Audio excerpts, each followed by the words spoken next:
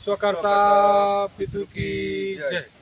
मैं एसी सर्वेंद्र मातोश्री मेवाती पिताश्री केसरी तालुका पोस्ट मुक्काम शाहपुर जिला ठाणे महाराष्ट्र भारत इंडिया से हूँ। और आज हमारे एक भाई हमारे दोस्त परिवार वाले और आए हैं। इनके पास भी बहुत समस्या आती है, लोगों का बहुत कष्ट दूर करते हैं। तो कुछ इनको ऐसे ही हमारे मूड में था कि भाई आओ थोड़ा बातें करते हैं, थोड़ा सबको बताते हैं, जानकारी देते हैं। तो आ गए हैं और बैंकों के बारे में सब चीज़ के बारे में इनसे बातें करेंगे और इनका पहचान लेते हैं भाई का, और उसके बाद से स्टार्ट करते हैं। भाई आपका शुभ नाम? जी, मेरा नाम योगेश सोनावले है। तो मेरे पास ज़्यादातर सवाल आते हैं कि ये जो बैंक जो लोन देती है, लोन तो देते वक्त समझो कि लाख रुपए दे रहे हैं, हाँ, बराबर, और मांग रहे हैं 1,10,000। हाँ, तो बैंक ने 1,00,000 ही दिया है, हाँ। तो उसका 1,10,000 वो लोग बना के कैसे देंगे? जो कि एसिडिटी है सिर्फ आरबीआई को पैसा प्रिंट करने की। हाँ, उसके अलावा तो वो आप तो आपके घर में बना नहीं सकते पैसा। नहीं नहीं, मैं मेरे घर पे पैसा नहीं बना सकते। हाँ, जैसे ही मेरे पास जो लोग आते हैं लोन लिए हुए, हाँ, तो वो तो घर पे पैसा बनाते नहीं। हाँ। तो वो 1,00,000 रुपए लेते हैं, तो 1,10,000 रुपए वो कहाँ से पेड करेंगे और कैसे पेड करेंगे? तो ये बैंक इनके साथ कैसे खिलवाड़ करती है और क्या उनका उद्देश्य क्या रहता है खिलवाड़ करने का? हमारे भाई ने जो सवाल पूछा है बहुत बेहतरीन है, और वो सवाल के अनुसार हम जवाब दे रहे हैं। भाई ने पूछा कि 1,00,000 सामने वाला लोन लेता है तो 1,10,000 उसको भरना पड़ता है। एग्जाम्पल दिया उन्होंने, उदाहरण दिया है। तो 1,10,000 दे रहा है तो 10 बढ़ा कहाँ से, और 1,00,000 का उन्होंने दिया क्या? पहली बात तो लोन लेना देना ही गलत है। हमारा जो संविधान है, हमारा जो न्यायालय है, उसके अनुसार जो उसका ब्याज है, जो भी उसका उचित चीजें है, उसके बारे में जानकारी लीजिए और लेंगे तभी पता चलेगा।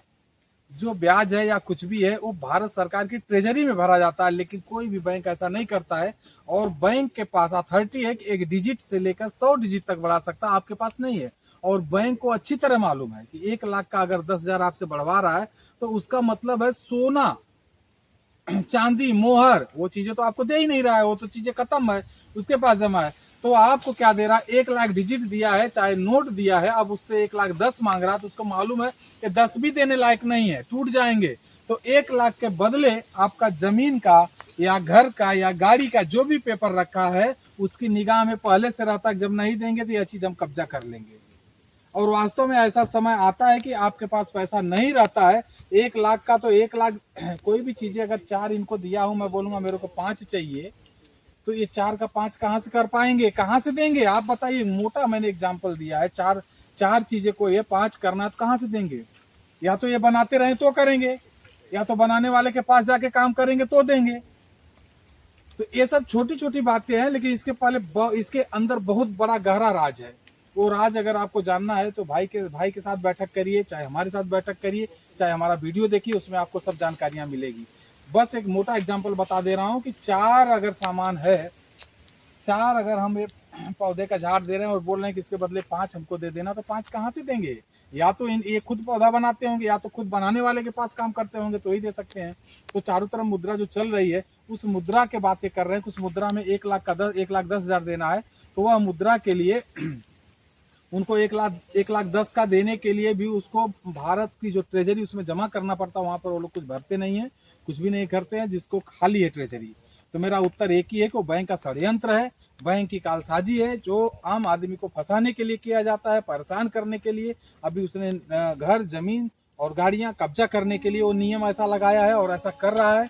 बाकी पहले तो लोन 40 साल 50 साल पहले मिलता ही नहीं था, आज आसानी से मिल रहा है। उसमें बहुत बड़ा षड्यंत्र है। उसके बारे में जब मिलेंगे या समारोह रहेगा तो बताएंगे, नेक्स्ट वीडियो बताएंगे। अब भाई से दूसरा सवाल का हम पूछते हैं। अभी भाई ये जो बैंक जो है वो लोन देती है, हाँ, तो लोन को कुछ तो मॉर्गेज रखते हैं, हाँ, या तो घर को रखते हैं या कोई इस जमीन को रखते हैं, हमारे जमीन को, जी, या फिर कुछ और कोई प्रॉपर्टी रहेगा उसको रखते हैं। हाँ, और ये जो प्रॉपर्टी है ये धरती पर है, भारत सरकार की धरती पर है, और ये धरती पर वो बैंक कब्जा करना चाहती है।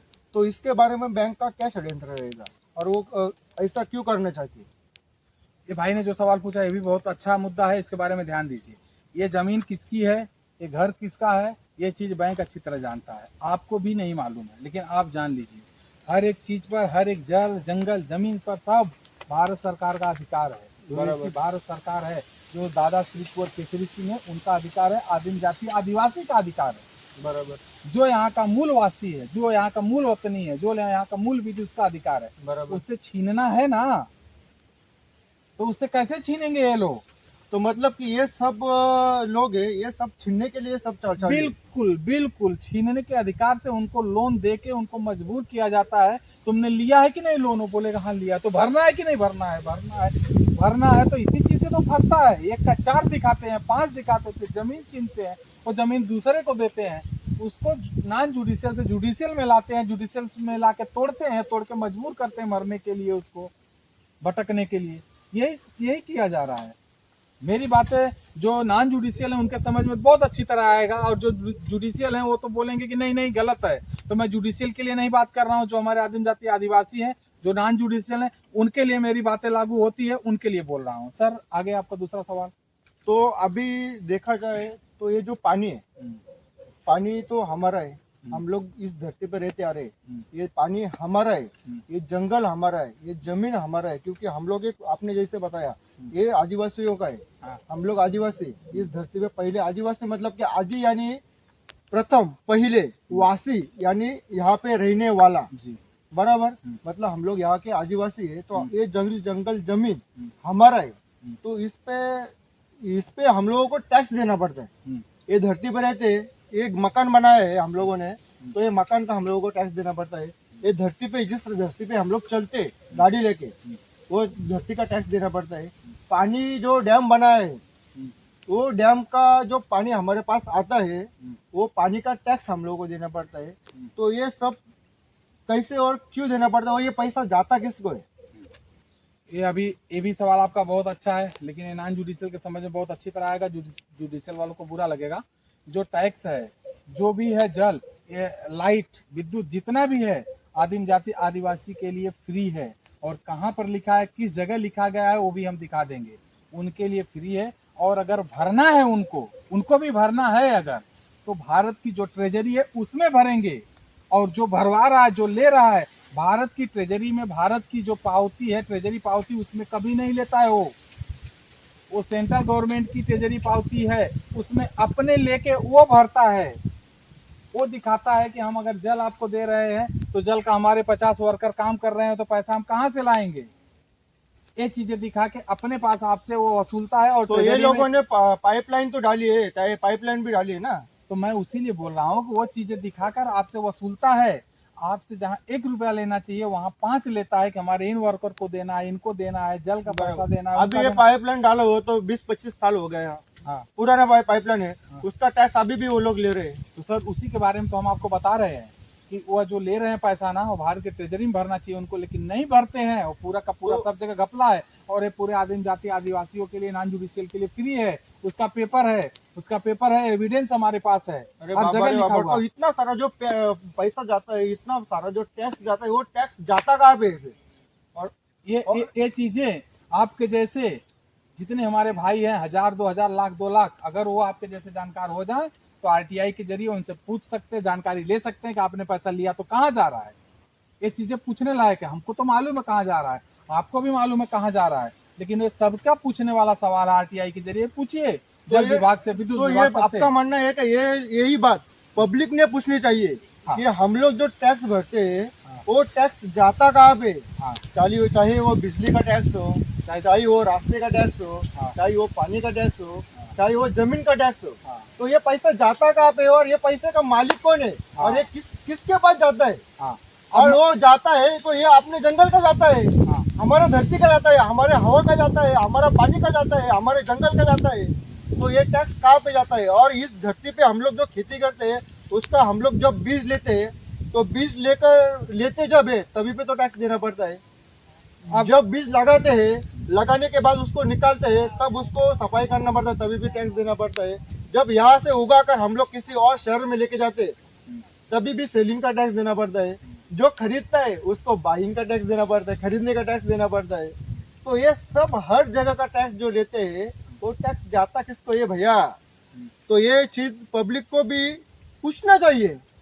अब मैं बताता हूँ। हाँ, आपको तो मालूम है कि ये जमीन किसकी है, जायदाद किसकी है, जल जंगल किसका है? इसका मालिक एसी भारत सरकार है, तो जाना चाहिए भारत की ट्रेजरी में। भारत की ट्रेजरी में बराबर। अगर भारत की ट्रेजरी में नहीं जा रहा है तो गवर्नमेंट ऑफ कहाँ- इंडिया की ट्रेजरी में जाना चाहिए, भारत हाँ, सरकार की ट्रेजरी में नहीं जाना चाहिए। और अगर वहाँ नहीं जा रहा है तो कहाँ जा रहा है उसको आप अच्छी तरह जानते हैं। बराबर। और उन चीजों को अगर आप पूछेंगे और मुद्दा उठाएंगे तो उनके जुडिशियल वाले ही जो वीडियो देखेंगे वो आपके ऊपर कमेंट करेंगे, हमारे ऊपर करेंगे। हाँ। लेकिन और ये जो इनका जुडिशरी का जो प्रशासन है, वो जैसा हम लोग आवाज उठाते तब वो लोग हम लोगों को एक तो प्यार से लेते, नहीं माना तो जबरदस्ती से दबोच लेते। और दबोचने का यही दबोच हम लोगों को आदिवासियों का ऐसे ही दबोचते आ रहे हैं, और हम लोगों को है ना जुडिशरी में कन्वर्ट कर रहे हैं, नहीं तो एक तो खत्म कर रहे हैं दबोच के। ये सब हकीकत हमारे देश में चालू है, तो इस सबको सब लोगों ने समझना चाहिए इस बात को। मैं ऐसा चाहता हूँ। मेरा तो अनुरोध है सर, आपके जैसे हमारे जितने आदिवासी भाई हैं, हफ्ता में 10 लोग 20 लोग 50 लोग आदिवासियों को इकट्ठा करो, बैठक करो अपने परिवार वालों के साथ, उनको नॉलेज दो, ज्ञान दो, बताओ। ये चीज़ें सबके दिमाग में अगर आएगी तो सब लोग आरटीआई के जरिए पूछ सकते हैं कि पैसा कहाँ जाता है। तो जो पैसा नहीं जा रहा है, नहीं भर रहे हैं, ये लोग भारत सरकार की ट्रेजरी में जमा करना चालू करेंगे, और ट्रेजरी हमारे दादा श्री एसी कुंवर केसरी सिंह के जो परिवार के हैं उनके पास तो अभी तक जो भी टैक्स गया है वो टैक्स तो भारत सरकार में जमा हुआ रहेगा ना। बिल्कुल नहीं जमा हुआ, बिल्कुल नहीं जमा हुआ है सर। कई लाख, एक के बाद कितना जीरो लगता है, उतना बाप पद तक ट्रेजरी खाली है, इनके ऊपर कर्जा है। तो अभी भारत और उसी सरकार की चीज ट्रेजरी में पैसा है ही नहीं। बिल्कुल नहीं, भारत सरकार का है, ऐसी भारत सरकार का जो ट्रेजरी है, जो असली जो जिन्होंने लीज पर दिया था अंग्रेजों को, हाँ। वह ट्रेजरी खाली है। उसी ट्रेजरी को ये लोग बताते हैं कि एक एक बच्चे के ऊपर, एक एक इंसान के ऊपर कर्जा है। आप वो चीज ध्यान दीजिए। जब भी बोला जाता है भारत के ऊपर इतना कर्जा है, विदेश से ले लिया, इनसे ले लिया, उनसे ले लिया, तो सब लेके पैसा कहाँ जा रहा है? ट्रेजरिया में तो भर ही नहीं रहे हैं लोग। अभी गूगल पे तो देखा, सर्च किया, आप भी सर्च करिए हाँ। गूगल पे भारत पर कितना कर्जा है। तो मेरे स्टडी से दिखाया जा रहा है 181.74 लाख करोड़ रुपए का कर्जा बता रहे हैं। हाँ। भारत में आबादी पकड़ी तो 140 लाख करोड़ रुपए, तो हर एक के ऊपर 1.1 जो भी है 20 लाख करोड़ रुपए का कर्जा है। हाँ। और जो आरबीआई से अगर डॉक्यूमेंट निकाला और वर्ल्ड बैंक है, वर्ल्ड बैंक से अगर डॉक्यूमेंट निकाला तो लगभग 800 करोड़ रुपए का कर्जा बता रहे हैं। तो सर, जब भारत के ऊपर जो पैसा वसूला जा रहा है भारत की ट्रेजरी में भरा ही नहीं जा रहा है, जो ऐसी भारत सरकार की ट्रेजरी से भरा ही नहीं जा रहा है पैसा, तो कर्जा तो दिखाएंगे ही, कर्जा में तो रहेंगे ही। तो ये बहुत बड़ा षड्यंत्र चल रहा है। इस षड्यंत्र को नहीं समझे तो 2030 तक इसका बहुत भयानक परिणाम आने वाला है। और इन चीजों को जो हमारे जैसे जान रहे हैं उनको दबाया जा रहा है, खत्म किया जा रहा है। हो सकता है आपका भी नंबर हो, हमारा भी नंबर हो, हमें उससे मतलब नहीं है। जब आए हैं तो दुनिया में अच्छा काम करके जाएंगे। ये नंबर तो हमारा आने वाला है और वो लेके आएंगे। हाँ, ये चीज हम लोगों को पता है पता है और जानते भी है। जानते हुए भी हम पूरा आदिवासी भाइयों को इकट्ठा कर रहे हैं करेंगे। और ये हमारा संघर्ष है, और हाँ। ये संघर्ष हम लोग लड़ते रहेंगे जब तक हमारे अंदर जान है, तब तक हम लोग ये संघर्ष लड़ते रहेंगे। और अगर हम चले गए तो अपने सज्जनहार पिता के पास तो कोई बात नहीं है, लेकिन हम जाने के पहले सोच रहे हैं 10-20-50 परिवार वाले हमारे जागृत हो जाएं, जान जाएं और सच्चाई से लड़े, डॉक्यूमेंट से लड़े, एविडेंस से लड़े, एविडेंस से पूछें, और झूठा नहीं। मैं तो ये बोलता हूँ, मैं तो ये मानता हूँ, ये जो मेरे पास जो काम आया है और ये जो भगवान ने मुझे जो बुद्धि दी है ये काम करने की, तो ये काम जो है मैं चले जाने के बाद दूसरा रूप लेके आऊंगा। बोले ये शरीर नहीं होगा, दूसरा शरीर होगा। जैसे आप भी आए हो, क्या पता इसके पहले भी मैं यही करता होगा, वही दूसरा रूप लेके आऊंगा, लेकिन ये करते जरूर रहूंगा, इसको छोड़ूंगा नहीं मैं। मेरा भी यही है कि मेरे पिता श्री कुंवर केसरी सिंह दादाजी और हमारे जो भी अच्छे कर्म वाले हैं दादा, हम सबको स्मरण कर रहे हैं, तो उनकी देन है कि आज हम लोगों के बीच में जागरूक कर रहे हैं, सबको जगा रहे हैं, जगाते रहेंगे। जाना तो है, कौन सा अमर है कोई, एक दिन तो जाना है। पंच तत्व शरीर है, कल जाओ, परसों जाओ, फिर आज जाओ, विलीन हो जाएगा, मुझे कोई परवाह नहीं। लेकिन आप लोग जागृत होइए, आप लोग जानिए, और सच्चाई क्या क्या है, ऐसे हमारे भाई आते रहेंगे तो हम बताते रहेंगे, और आप लोग जानिए, अपने हक के लिए, दस्तावेज के लिए लड़िए। अब हम अपनी बात को यहीं पर समाप्त करते हैं। स्वकर्ता पितु की जय।